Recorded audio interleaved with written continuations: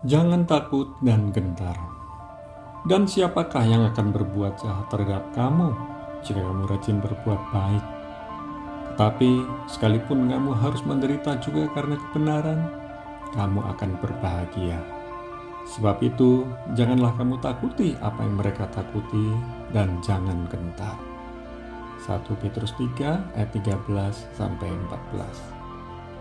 Setiap hari adalah peperangan rohani. Peperangan rohani bukan melawan daging atau manusia, namun melawan roh-roh jahat. Peperangan rohani dapat terjadi setiap saat.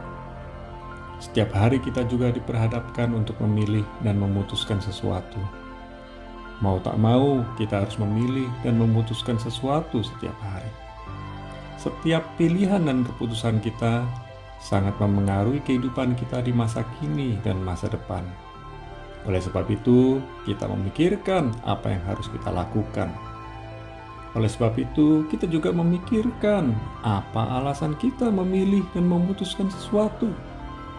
Ada satu hal yang sangat penting dalam kehidupan kita, yaitu jangan takut dan gentar. Bagaimana kita menjalani kehidupan tanpa takut dan gentar? Yang pertama, tetap berbuat benar dan baik. 1 Petrus 3 ayat 13-14. Jangan berpikir negatif kepada orang lain. Jangan sekali-kali berpikir negatif tentang orang lain. Berpikir negatif tentang orang lain sebenarnya merugikan hati, pikiran, waktu, dan tenaga kita. Mari kita belajar berpikir positif, benar, dan baik tentang orang lain. Kita juga jangan suka menaruh rasa curiga kepada orang lain. Rasa curiga menyebabkan hati, mental, dan pikiran kita menjadi rusak. Oleh sebab itu, tetaplah berbuat benar dan baik dalam segala keadaan. Inilah kehendak Tuhan bagi kehidupan kita. Mari jangan hidup dalam ketakutan dan kegentaran jika kita hidup benar dan baik di mata Tuhan. Mari kita tetap bersyukur sekalipun harus menderita. Penderitaan yang kita alami pasti ada masa kadaluarsanya.